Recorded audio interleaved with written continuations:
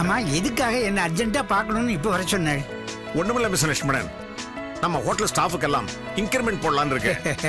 நல்ல விஷயம் தானே, உடனே செஞ்சிடலாம். என் வாழ்க்கையிலேயே இன்னைக்கு தான் நான் ரொம்ப சந்தோஷமா இருக்கேன். ஆமா, ஏன் இதுக்குன்னு கேட்க மாட்டீங்களா? அதான் சார், எனக்கு ரொம்ப குழப்பமா இருக்கு.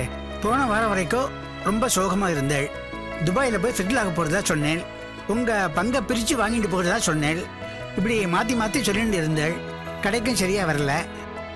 இப்ப திடீர்னு ஸ்டாஃபுக்கெல்லாம் இன்க்ரிமெண்ட் கொடுக்கணும்னு சொன்னேன். அது எதுக்குன்னு தான் புரியல. நேத்து வரைக்கும் நானும் குழப்பமா தான் இருந்தேன். ஆனா இன்னைக்கு நான் ரொம்ப தெளிவாயிட்டேன். என் பொண்ணு உமா கல்யாணத்துக்கு சம்மதிச்சிட்டா.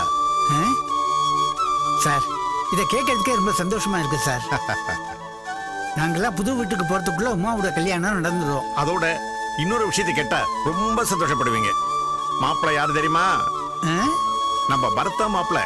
என்னது, பரத்தா? ரொம்ப சந்தோஷம் சார். இந்த விஷயத்தை நம்ம காம்பவுண்ட்ல இருக்க எல்லாரும் கேட்டா அவளும் ரொம்ப சந்தோஷப்படுவாங்க. சரி லட்சுமணன், இப்ப எதுக்கு உங்களை கூட்டம் சொல்றேன்னா, இன்னொரு 10 நாள்ல என் பொண்ணுக்கு நிச்சயதார்த்தம் பண்ணலான்னு இருக்கேன். ரொம்ப சந்தோஷம் சார். முழுசா எல்லாத்தையும் கேளுங்க. சொல்லுங்க. என் பொண்ணு நிச்சயதார்த்தம் நல்லா கிராண்டா பண்ணணும். காம்பவுண்ட்ல இருந்த எல்லாரையும் குடும்பத்தோட வர சொல்லுங்க. நம்ம ஸ்டாஃப்ஸ், ஃப்ரெண்ட்ஸ்னு எல்லார்கிட்டயும் சொல்லிடுங்க. சிட்டிலேயே மிகப்பெரிய கல்யாண மண்டபத்தை புக் பண்ணிடுங்க. பாட்டு, டான்ஸ், விருந்துன்னு நிச்சயதார்த்தத்தை கல்யாணம் மாதிரி அமக்கலப்படுத்திடணும். சரி சார், சூப்பரா செஞ்சிடலாம் சார். முதல்ல இந்த விஷயத்தை நம்ம காம்பவுண்ட்ல இருக்க எல்லார்கிட்டயும் நான் போய் சொல்லணும். அப்ப நான் சீக்கிரம் போங்க. மீதி அப்புறம் பேசிக்கலாம்.